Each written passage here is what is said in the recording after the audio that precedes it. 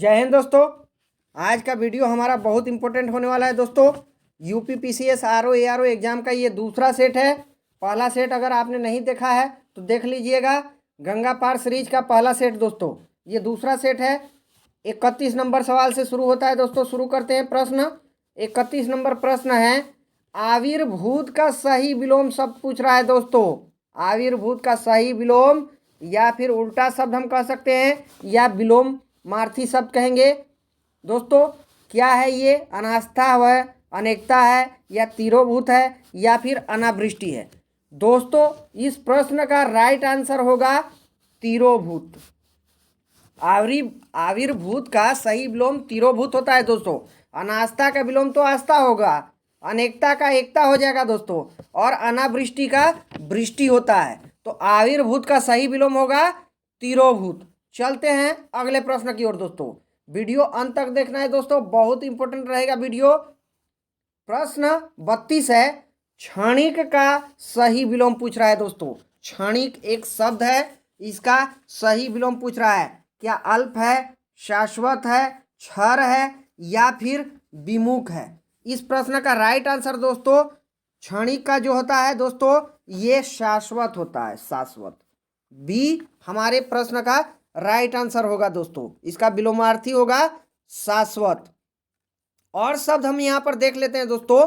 जैसे कि यहाँ पर दिया है अल्प, अल्प का विलोम देखेंगे तो अति होगा दोस्तों। क्षर जो है, ये क्षर का विलोम होता है अक्षर होता है दोस्तों, अक्षर।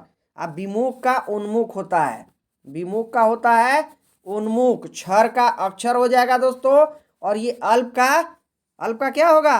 अल्प का अति होता है, अति। और इस प्रश्न का क्षणिक का हो जाएगा शाश्वत। चलते हैं, ये भी विलोम से है दोस्तों। 33 नंबर भी प्रश्न विलोम से है। अग्रज का विलोम पूछ रहा है। अग्रज का विलोम क्या होता है? अक्षत होता है, अतुल होता है, अनुज होता है, या फिर अटल होता है? तो अग्रज का विलोम अनुज होता है। अनुज प्रश्न का राइट आंसर है। अग्रज का विलोम अनुज ही होता है दोस्तों। और जो यहाँ पर दिए हैं ऑप्शंस, अक्षत जो दिया है दोस्तों, अगर अक्षत दिया है, अगर छत होता, अक्षत का छक्त होता है, छक्त, ये होता है दोस्तों। उसके बाद दूसरा यहाँ पर अतुल दिया है, तो अतुल का तूल हो जाएगा, तूल। अटल का दोस्तों होता है, अटल का डावाडोल होता है, डावाडोल। बहुत इंपॉर्टेंट है, कभी भी एग्जाम में ऐसे प्रश्न आएंगे हिंदी से। अटल का डावाडोल होता है। चलते हैं प्रश्न नंबर 34 की ओर। प्रश्न है, निम्नलिखित में से विलोम शब्दों की दृष्टि से एक युग्म गलत है। कौन सा युग्म गलत है, जोड़ा कौन सा गलत है जो एक दूसरे का विलोम नहीं बन रहे हैं? ये प्रश्न है। मौन का मुखर होता है, बिल्कुल सही है दोस्तों। मौन का तो मुखर होता ही है दोस्तों। शानदार अगर कोई प्रदर्शन करता है तो शानदार का अपोजिट शर्मनाक हो जाएगा, ये भी सही है, ये भी सही है दोस्तों। बर्बर का सभ्य, अगर कोई सभ्य जाति है तो कोई बर्बर जाति होती है, दोनों अपोजिट है। लेकिन अनुचर का परिचर नहीं होता है, यही गलत है दोस्तों। और हमारे से पूछा है कौन सा युग्म गलत है, तो अनुचर का परिचर बिल्कुल गलत है, बिल्कुल गलत है दोस्तों। परिचर का विलोमार्थी अगर हम देखेंगे तो परिचारिका होता है, परिचारिका। ये परिचर का विलोमार्थी परिचारिका होता है। अतः ये बैठ नहीं रहे दोनों एक दूसरे से, यही प्रश्न का राइट आंसर है दोस्तों। चलते हैं 35 नंबर प्रश्न की ओर। प्रश्न नंबर 35 है, विलोम शब्दों की दृष्टि से इनमें से युग्म गलत है। सेम प्रश्न रिपीट हो रहा है कि कौन सा युग्म गलत है, यही प्रश्न है यहाँ पर दोस्तों। अमित का परिमित बिल्कुल सही है दोस्तों। अमित का परिमित होता है। विलोम देखेंगे तो सत्कार का तिरस्कार होगा, बिल्कुल सही है। आच्छादित का परिच्छन बिल्कुल नहीं होता है दोस्तों, आपको ध्यान रखना है। आच्छादित का परिच्छादित नहीं होता है। आच्छादित का विलोमार्थी तो अनाच्छादित होता है, अनाच्छादित होता है दोस्तों। और ये परिच्छन का अगर हम विलोम देखेंगे तो ये होता है अपरिच्छन। अ केवल यहाँ पर लगेगा दोस्तों, यहाँ पर। आच्छादित का हो जाएगा दोस्तों अनाच्छादित, अनाच्छादित होगा। और इसका परिच्छन का अपरिच्छन। अतः यही प्रश्न का राइट उत्तर है। सुख का दुख हर कोई जानता है, बहुत सिंपल है। सुख का दुख। तो प्रश्न का राइट आंसर हो जाएगा C. C is the right answer of this question. चलते हैं प्रश्न नंबर 36 की ओर। प्रश्न नंबर 36 है, वर्तनिक दृष्टि से शुद्ध शब्द पूछ रहा है। वर्तनिक दृष्टि से कौन सा शुद्ध शब्द है ये पूछ रहा है दोस्तों क्वेश्चन। क्वेश्चन बहुत इंपॉर्टेंट है, वीडियो को अंत तक देखना है दोस्तों ताकि सभी का फायदा हो। वीडियो शेयर करना है दोस्तों। देखिए चिन्ह दोस्तों, कहीं ना कहीं जब हम चिन्ह हिंदी में लिखते हैं तो इस प्रकार से लिखा जाता है दोस्तों, तो ये तो गलत हो जाएगा। विवर्त बिल्कुल सही है, विवर्त बिल्कुल सही है इस प्रश्न का राइट आंसर। ये वर्तनी दृष्टि से शुद्ध शब्द है, विवर्त इसी प्रकार से लिखा जाएगा। प्रश्न का उत्तर बी है। बाकी हम ऑप्शंस देख लेते हैं दोस्तों। सी जो है, देखिए दोस्तों, अनुगृहित होता है दोस्तों, ये अनुगृहित होता है, अनुग्रहित नहीं होता है, अनुगृहित होता है दोस्तों। उसके बाद हम और देखेंगे दोस्तों, यहाँ पर विरहिणी दिया है तो ये विरहिणी होता है। ह में हर्षिकार आएगा और उसके बाद ये विरहिणी हो जाएगा, तो ये भी गलत हो जाएगा और ये भी गलत होगा। केवल और केवल विवर्त सही है यहाँ पर, विवर्त। चलते हैं प्रश्न नंबर 37 की ओर। 37 नंबर प्रश्न है, शुद्ध वर्तनी वाला शब्द पूछ रहा है फिर से। कौन सा शुद्ध वर्तनी है? ज्योतिषना नहीं होता है, गलत है दोस्तों। ज्योत्सना भी गलत है, ये ज्योत्सना इस प्रकार से नहीं लिखा जाता है। ये है दोस्तों बिल्कुल सही, डी है। आधा त और आधा स होता है दोस्तों, यहाँ पर ज्योत्सना होता है, आधा त और आधा स होता है। अतः प्रश्न का राइट आंसर डी हो जाएगा। चलते हैं अगले प्रश्न की ओर। वर्तनिक दृष्टि से कौन सा शब्द अशुद्ध है? अशुद्ध यहाँ पर पूछ रहा है दोस्तों। पहले हमारे से प्रश्न में पूछा था शुद्ध, अब अशुद्ध पूछ रहा है, अशुद्ध पूछ रहा है दोस्तों। देखिए कोमलांगी बिल्कुल सही है, कोमलांगी है या सम्मिलित है, ज्योत्सना है या फिर अनुगृहित है। देखिए कोमलांगी तो बिल्कुल सही है, सम्मिलित भी इसी प्रकार से लिखा जाता है, ज्योत्सना इस प्रकार से नहीं लिखा जाता है जो। तो दोस्तों अगले प्रश्न में हमारा आया था, ज्योत्सना में मैंने बताया था आधा त और आधा स और फिर ना, ज्योत्सना इस प्रकार से होता है, तो ये गलत है, ये अशुद्ध शब्द है और हमें यही पहचानना था। तो ये प्रश्न का राइट आंसर हो जाएगा ज्योत्सना। बाकी जो अनुगृहित है ये बिल्कुल यहाँ पर सही दिया है दोस्तों, हमें गलत पहचानना था तो यहाँ पर गलत, Jyotsna C is the right answer of this question. चलते हैं 39 प्रश्न की ओर। प्रश्न नंबर 39 है, निम्नलिखित में से एक शुद्ध वाक्य कौन सा है ये पूछ रहा है। प्रत्येक विद्यार्थी को चाहिए कि वह हिंदी की अनेक पुस्तकें पढ़ें। बिल्कुल स्टेटमेंट ये सही है दोस्तों, बिल्कुल वाक्य सही है। प्रत्येक ही होता है हिंदी में, प्रत्येक विद्यार्थी को चाहिए कि वह हिंदी की अनेक पुस्तकें पढ़े, बिल्कुल सही है। यहाँ पर बी में लिखा है हर एक विद्यार्थी को चाहिए, हर एक तो हिंदी में होता ही नहीं है दोस्तों, सब गलत है। यहाँ पर हर एक विद्यार्थी को चाहिए, सी में ये भी गलत है और डी में भी गलत है, हर एक है, इसलिए ये गलत है। ए बिल्कुल सही है। चलते हैं प्रश्न नंबर 40 की ओर। प्रश्न नंबर 40 है, निम्नलिखित में से एक वाक्य अशुद्ध है। अशुद्ध वाक्य फिर से आ गया दोस्तों, अशुद्ध वाक्य को हमें पहचानना है। अशुद्ध वाक्य देखिए, मोहन गेहूं पिसवाने चक्की पर गया, बिल्कुल ये तो शुद्ध है। दूसरा स्टेटमेंट यहाँ पर वाक्य है, निर्दय व्यक्ति से मित्रता नहीं करनी चाहिए, ये है दोस्तों यहाँ पर, निर्दय व्यक्ति से मित्रता नहीं करनी चाहिए, ये भी बिल्कुल सही है दोस्तों। यहाँ पर ये भी बिल्कुल सही है स्टेटमेंट। तो ये दोस्तों ये स्टेटमेंट पहला भी सही है, दूसरा भी सही है। तीसरा स्टेटमेंट देखते हैं, उसके घर के पास एक मिठाई की दुकान है, ये स्टेटमेंट बिल्कुल गलत है दोस्तों, बिल्कुल गलत है। अगर हम इसका शुद्ध वाक्य बनाएंगे दोस्तों तो उसके घर के पास मिठाई की एक दुकान होता है, एक मिठाई की दुकान नहीं, मिठाई की एक दुकान है, तो इसीलिए ये गलत है, मिठाई की एक दुकान है, इस प्रकार से सही होता है, तो ये गलत है और हमें अशुद्ध शब्द ही पहचानना था। तो C is the right answer of this question और डी तो गलत ही है दोस्तों। प्रश्न का उत्तर सी हो जाएगा, सी। चलते हैं प्रश्न नंबर 41 की ओर। प्रश्न बहुत सुंदर है दोस्तों, वीडियो को अंत तक देखना है और ज़्यादा से ज़्यादा शेयर करना है ताकि सभी का फायदा हो। प्रश्न है, जिसका कोई शत्रु नहीं जन्मा है, एक शब्द लिखना है। ये पूरे वाक्य के लिए एक शब्द कौन सा होगा जिसका दोस्तों आपने पढ़ा होगा अजात शत्रु राजा के बारे में भी दोस्तों। अजात शत्रु, जिसका कोई शत्रु नहीं जन्मा है उसको अजात शत्रु कहते हैं। अजात शत्रु, उसका शब्द का मतलब ही होता है अजात शत्रु का, जिसका कोई शत्रु नहीं जन्मा है। अगर हम अजय की बात करेंगे तो जिसे जीता ना जा सके, जिसे जीता ना जा सके अजय हो गया। शत्रुजयी जो है दोस्तों, जिसने शत्रुओं को जीत लिया है वो हो गया शत्रुजयी। और यहाँ पर डी जो है शत्रुविहीन किसको कहा जाएगा, जिसका कोई शत्रु ना हो वो शत्रुविहीन हो गया। प्रश्न हमारे से ये था दोस्तों कि जिसका कोई शत्रु नहीं जन्मा है तो अजात शत्रु हो जाएगा। अजात शत्रु is the right answer of this question. दोस्तों चलते हैं अगले प्रश्न की ओर। प्रश्न है खोज करने वाला इस वाक्यांश के लिए शब्द ढूंढना है। खोज करने वाला के लिए हिंदी में कौन सा शब्द प्रयुक्त होता है दोस्तों? अन्वेषक होता है, अनुपम होता है, अन्विति होता है या फिर निवेशक होता है? खोज करने वाला के लिए दोस्तों अन्वेषक होता है। अन्वेषक इस प्रश्न का राइट आंसर है। और दूसरे जो ऑप्शन हैं उसको भी देख लेते हैं दोस्तों। अनुपम क्या होता है?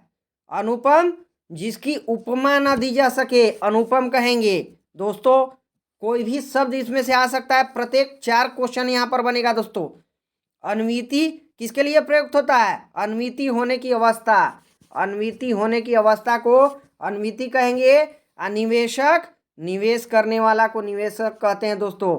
हमारे प्रश्न का राइट आंसर हो जाएगा अन्वेषक। चलते हैं प्रश्न नंबर 43 की ओर।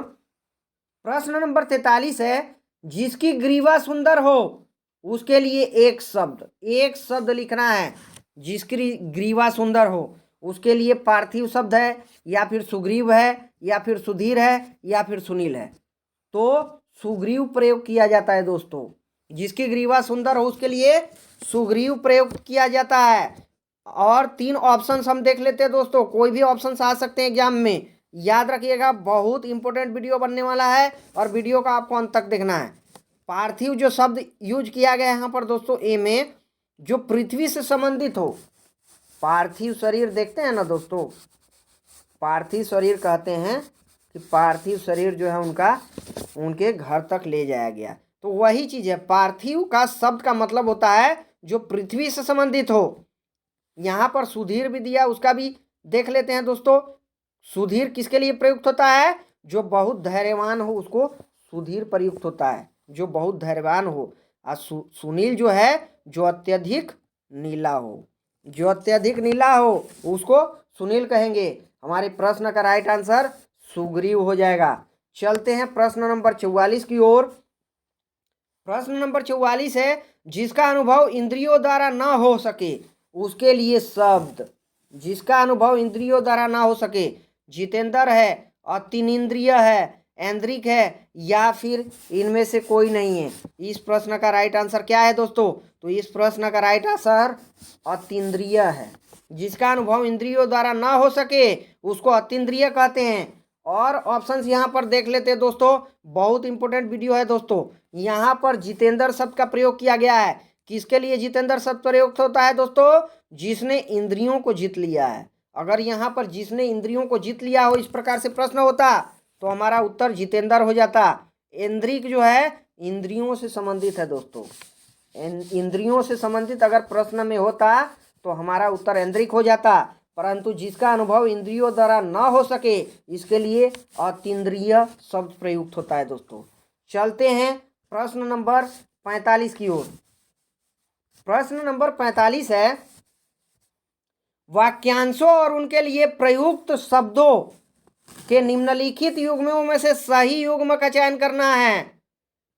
पहला है इसमें दोस्तों जो स्त्री अभिनय करे उसको क्या अभिनेता कहते हैं दोस्तों? गलत है बिल्कुल। जो स्त्री अभिनय करती है उसको तो अभिनेत्री कहते हैं दोस्तों, अभिनेत्री कहते हैं। अभिनेता तो पुरुष को कहते हैं। दूसरा यहाँ पर है इसलिए गलत हो जाएगा। सही हमें पहचानना है। जो व्याकरण जानता हो क्या उसको व्याकरणिक कहते हैं? बिल्कुल गलत है दोस्तों, ये भी गलत है। उसको तो व्याकरण कहते हैं। व्याकरण कहते हैं। व्याकरण, जो व्याकरण जानता हो व्याकरण कहते हैं। तो ये भी गलत हो जाएगा। तीसरा यहाँ पर जो ऑप्शन है आंखों से परे लिखा है कि प्रत्यक्ष कहते हैं, बिल्कुल गलत है दोस्तों। आंखों से परे तो अप्रत्यक्ष हो जाएगा, जो हमें दिखाई ना दे वो प्रत्यक्ष है। चौथा जो ऑप्शन देख लेते हैं यहाँ पर दोस्तों, लौटकर आया हुआ प्रत्यागत, बिल्कुल सही है। और यही हमारे प्रश्न का राइट आंसर है डी, लौटकर आया हुआ को प्रत्यागत कहते हैं। चलते हैं प्रश्न नंबर 46 की ओर।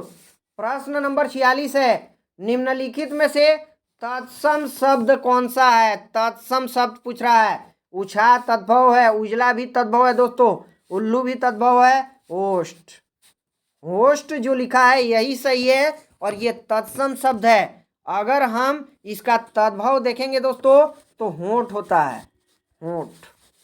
और यही हमारे प्रश्न का राइट आंसर है दोस्तों। यहाँ पर याद रखिएगा दोस्तों। अगर बाकी ऑप्शंस के हम देख लेते हैं दोस्तों, तद्भव क्या होते हैं उनके। तद्भव उछा का देंगे दोस्तों, यहाँ पर तद्भव उछा का उत्साह हो जाएगा, उत्साह हो जाएगा। उजला का देखेंगे, उजला का दोस्तों क्या होता है? उजाला होता है, उजाला। और उल्लू का उलूक होता है, उलूक। और ये जो उजला है इसका क्या होता है? उजाला होता है। बहुत इंपॉर्टेंट प्रश्न है दोस्तों, आपको ध्यान रखना है इस बात का। चलते हैं प्रश्न नंबर 47 की ओर। परिवा का तत्सम रूप पूछ रहा है। परिवा का तत्सम रूप क्या होता है? परवा होता है, परिवा होता है, प्रतिपदा होता है या फिर परिवा होता है, क्या होता है? तो परिवा का तत्सम, ये परिवा जो है तद्भव शब्द है, याद रखना। तद्भव और तत्सम में कंफ्यूज बिल्कुल नहीं होना है। इससे पहले वाला सेट आप नहीं देखे हैं तो उसको भी देख लीजिएगा। इसका राइट आंसर है प्रतिपदा। परिवा का तत्सम होता है प्रतिपदा। चलते हैं अगले प्रश्न की ओर। प्रश्न नंबर 48 है, निम्नलिखित तत्सम शब्दों का संगत युग्म है। सही युग्म कौन सा है, यही हमारे से प्रश्न में पूछ रहा है। खरपट का खोपड़ी नहीं होता है दोस्तों, गलत है। शक्तु का सत्य लिखा है दोस्तों, यहाँ पर शक्तु का सत्य लिखा है दोस्तों, गलत है। शक्तु का तो सत्तु होता है दोस्तों। शक्तु जो है, शक्तु का सत्तु होता है, सत्तु। ये शक्तु तत्सम शब्द है, सत्तु का होता है दोस्तों, सत्तु का। पर्यंक का पलंग, बिल्कुल सही है। पर्यंक जो है यहाँ पर तत्सम शब्द है और पलंग तद्भव है। पलंग का तत्सम पर्यंक होता है, इसीलिए बिल्कुल सही है। चौथा देख लेते हैं, घोटक का घड़ा लिखा है दोस्तों, गलत है। घोड़ा का होता है, घोड़ा का तत्सम घोटक होता है, इसलिए ये भी गलत है। हमारे प्रश्न का राइट आंसर हो जाएगा पर्यंक पलंग। हमें संगत पूछना था, सही बताना था और यही सही है, बाकी सब कहीं ना कहीं गलत है। चलते हैं प्रश्न नंबर 49 की ओर। प्रश्न है, निम्नलिखित में से एक तद्भव शब्द बताना है। तद्भव और तत्सम, तत्सम सीधे अंग्रेजी तत्सम शब्द वे होते हैं जो संस्कृत के शब्द होते हैं दोस्तों। तद्भव लोकल होते हैं, ध्यान रखिएगा, आपको इतना ध्यान रखना है दोस्तों। यहाँ पर देखिए दोस्तों, तद्भव शब्द हमारे से पूछ रहा है। आंसू है ऑप्शन में, एकत्र है, वानर है और ऊंच है। देखिए आंसू जो है ये प्योर तद्भव शब्द है दोस्तों, प्योर तद्भव शब्द। अगर हम इसका, यही प्रश्न का हमारा उत्तर भी सही है। आंसू का जो है तत्सम होता है अश्रु होता है दोस्तों, अश्रु होता है, याद रखिएगा। प्रश्न का राइट आंसर ए हो जाएगा। बाकी ऑप्शंस देख लेते हैं। यहाँ पर एकत्र दिया है, एकत्र जो है दोस्तों, ये एकत्र ये तत्सम शब्द है, इसका तद्भव होता है दोस्तों इकट्ठा होता है, इकट्ठा। वानर दिया है, वानर दोस्तों ये तत्सम शब्द है, बंदर को कहते हैं, बंदर तद्भव हो जाएगा। और ऊंच दिया है, ऊंच ये तत्सम शब्द है, ऊंचा को कहते हैं, ऊंचा, ऊंचा का तत्सम ऊंच है।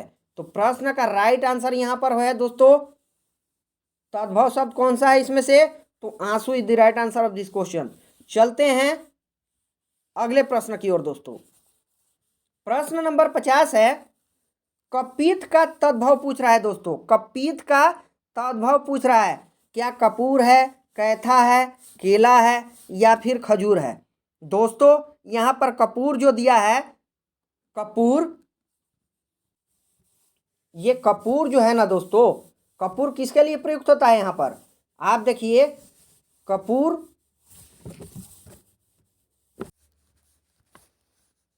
कपूर जो है ना दोस्तों, ये कर्पूर होता है एक्चुअली, कर्पूर कहते हैं, ये तत्सम है। तो ये तो कपूर का है, ये कर्पूर का है दोस्तों तत्सम। हमें पूछा है कपीत का तत्सम, तो कैथा हो जाएगा। कैथा को कपीत कहते हैं तत्सम में, आ कपीत का तद्भव क्या हो जाएगा? कैथा हो जाएगा। अगर हम यहाँ पर केला का देखेंगे दोस्तों, तो केला का क्या हो जाएगा? कदली कहते हैं, कदली, कदली को केला कहते हैं, केला तद्भव हो जाएगा और कदली तत्सम हो जाएगा। खजूर यहाँ पर दिया है दोस्तों, एक्चुअली खजूर जो है यहाँ पर दोस्तों, ये खरजूर होता है, खरजूर होता है दोस्तों, खरजूर, खरजूर को खजूर कहते हैं। तो हमारे प्रश्न का राइट आंसर यहाँ पर बनेगा दोस्तों, और ये बनेगा कपित का कैथा। कैथा is the right answer of this question. प्रश्न नंबर 51 है दोस्तों, निम्नलिखित शब्दों में से कौन सा शब्द गुणवाचक विशेषण है? गुणवाचक विशेषण कह रहा है, क्या उचित है, पांचवा है, कुछ है या फिर तीन है? इस प्रश्न का राइट आंसर उचित होगा दोस्तों। उचित पहला ही सही है, उचित गुणवाचक विशेषण है। बाकी ऑप्शंस देख लेते हैं हम। पांचवा यहाँ पर दिया है, पांचवा और तीन तो हो जाएगा दोस्तों, ये निश्चित है, अतः निश्चित संख्यावाचक विशेषण हम कहेंगे। 5 संख्या निश्चित है, 3 निश्चित है। यहाँ पर कुछ दिया है, ये अनिश्चित संख्यावाचक विशेषण हो जाएगा दोस्तों। हमारे प्रश्न का राइट आंसर होगा उचित। बहुत इंपॉर्टेंट प्रश्न है दोस्तों, वीडियो को अंत तक देखना है और ज़्यादा ज़्यादा शेयर करना है ताकि सभी का फायदा हो दोस्तों। प्रश्न 52 है, निम्नलिखित में से कौन सा विशेषण संज्ञा से नहीं बना है? संज्ञा से पूछ रहा है, कौन सा विशेषण नहीं बना है? श्रीमान, दानी, सुंदर, चमकीला। तो इस प्रश्न का राइट आंसर है दोस्तों सुंदर। सुंदर जो शब्द है ये संज्ञा से नहीं बना है दोस्तों। दानी जो है ये दान से बना है, दान संज्ञा से बना है दोस्तों। चमकीला चमक से बना है, परंतु सुंदर, यहाँ पर सुंदर शब्द जो है ये किसी संज्ञा से नहीं बना है। सुंदर is the right answer of this question. चलते हैं प्रश्न नंबर 53 की ओर। निम्नलिखित में से किस वाक्य में उत्तमावस्था गुणवाचक विशेषण विशेष्य का प्रयोग हुआ है? उत्तम अवस्था की बात कर रहा है दोस्तों, कहाँ पर प्रयुक्त हुआ है? पहला ऑप्शन देख लेते हैं, परमानंद कक्षा में सबसे होशियार छात्र है। मनमोहन ने इस दुकान से 1 किलो टमाटर खरीदा है। इस पौधे में इतना पानी मत डालो। विजय पहलवान एक दिन में 4 लीटर दूध पीता है। ये है दोस्तों ऑप्शन। पहला ऑप्शन जब देखते हैं दोस्तों, यहाँ पर लिखा है परमानंद कक्षा में सबसे होशियार है, सबसे होशियार है दोस्तों। ये इसकी उत्तमावस्था गुणवाचक विशेषण से यही सब, यही वाक्य संबंधित है दोस्तों। यहाँ पर परमानंद कक्षा में सबसे होशियार है, ये होशियार शब्द जो है ये परमानंद का गुण दिखा रहा है दोस्तों, और ये उत्तमावस्था में है, सबसे होशियार है। तो प्रश्न का राइट आंसर ए हो जाएगा, ए इज द राइट आंसर। बाकी तीनों गलत हैं दोस्तों। यहाँ पर चलते हैं प्रश्न नंबर 54 की ओर। प्रश्न नंबर 54 है, सौर किस मूल शब्द से बना विशेषण है? सौर की बात कर रहा है, किस मूल से बना ये विशेषण है? सूर से तो नहीं बना है, गलत है। ये सूर भी गलत है दोस्तों। सूर्य बिल्कुल सही है दोस्तों। ये सौर शब्द सूर्य से ही तो बना है दोस्तों, सौर एनर्जी कहते हैं ना, तो ये सूर्य से निकला है शब्द, याद रखिएगा दोस्तों। सी प्रश्न का राइट आंसर है, सी। चलते हैं प्रश्न 55 की ओर। प्रश्न 55 है, निम्नलिखित में से कौन सा शब्द विशेषण है? विशेषण कह रहा है कौन सा है? आग है, आग्नेय है, अग्नि है या फिर उपयुक्त में से कोई नहीं है। तो दोस्तों यहाँ पर देखिए ये विशेषण अग्नि है। बी सही है हमारे प्रश्न का उत्तर। आग्नेय है, ये विशेषण है। बाकी ये आग और अग्नि तो संज्ञा है दोस्तों, आग और अग्नि संज्ञा है, तो प्रश्न का राइट आंसर आग्नेय हो जाएगा। चलते हैं प्रश्न 56 की ओर। आकाश का पर्यायवाची पूछ रहा है। आकाश का पर्यायवाची क्या होता है दोस्तों? सहकार होता है, या फिर शून्य होता है, प्रभा होता है, या फिर मंडली होता है। आकाश को दोस्तों क्या कहते हैं? शून्य कहते हैं, शून्य। तो प्रश्न का उत्तर भी शून्य बन जाएगा दोस्तों। इसको नभ भी कहते हैं, नभ भी कहीं आ जाएगा एग्जाम में, आसमान आ जाएगा, गगन आ जाएगा, अंबर आ जाएगा, ये सब आकाश के पर्यायवाची शब्द हैं दोस्तों। दूसरे जो यहाँ पर ऑप्शंस हैं उनको भी एक बार हम देख लेते हैं दोस्तों। ये मंडली जो शब्द है ना दोस्तों, ये मंडली, ये मंडल या समूह के लिए प्रयुक्त होता है, इसको हम समूह के लिए प्रयुक्त होता है दोस्तों, समूह, याद रखिएगा। उसके बाद प्रभा जो शब्द है दोस्तों, यहाँ पर प्रभा ये किरण के लिए प्रयुक्त होता है, किरण या ज्योति कहेंगे उसके लिए प्रभा शब्द प्रयुक्त होगा, परंतु हमारा आकाश का पर्यायवाची हमें बताना था, अतः प्रश्न का उत्तर शून्य हो जाएगा। चलते हैं प्रश्न नंबर 57 की ओर। प्रश्न नंबर 57 है, सोना का पर्यायवाची पूछ रहा है। सोना क्या अर्क है, वर्क है, माणिक्य है, या फिर कनक है? हर कोई जानता है दोस्तों, ये बहुत सिंपल है दोस्तों क्वेश्चन। सोना का पर्यायवाची कनक होता है दोस्तों, कनक, याद रखिएगा दोस्तों। स्वर्ण होता तब भी हो जाता सोना, या फिर कंचन कहेंगे, हारक भी इसको कहते हैं दोस्तों, हारक, कंचन भी कहते हैं। तो प्रश्न का उत्तर क्या हो जाएगा? प्रश्न का उत्तर हो जाएगा सोना का पर्यायवाची कनक। चलते हैं प्रश्न नंबर 58 की ओर। प्रश्न नंबर 58 है, उसके प्राण पखेरु उड़ गए, उसके प्राण पखेरु उड़ गए। इस वाक्य में पखेरु शब्द का मतलब बताना है हमें। पखेरु शब्द का जो प्रयोग हुआ है इसका मतलब क्या है? क्या पक्षी है, जल्दी है, पखवाड़ा है, या फिर पखारना है? दोस्तों पक्षी के लिए पखेरु शब्द का प्रयोग होता है, याद रखिएगा, बहुत इंपॉर्टेंट प्रश्न है। और पक्षी के लिए पखेरु शब्द प्रयोग होता है, तो पखेरु का शब्द का अर्थ पर्यायवाची क्या होगा? पक्षी। बाकी तीनों ऑप्शन गलत है दोस्तों यहाँ पर।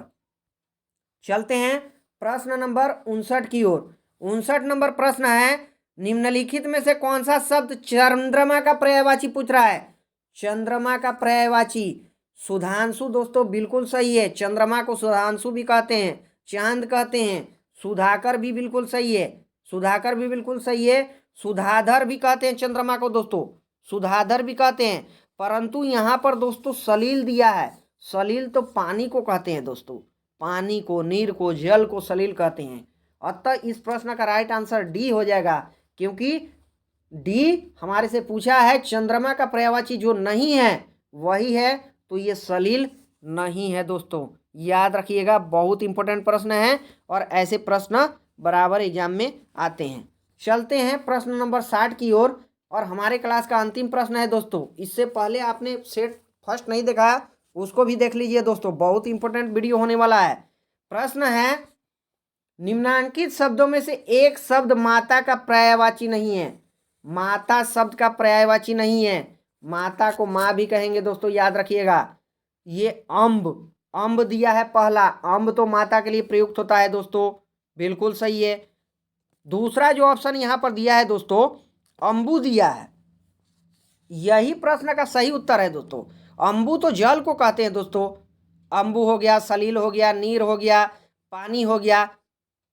उसके बाद अम्बा देखे हैं दोस्तों, अम्बा ये भी माता के लिए प्रयुक्त होता है, अम्बा कहिए, जननी कहिए, अम्मा कहिए, तो ये सब है।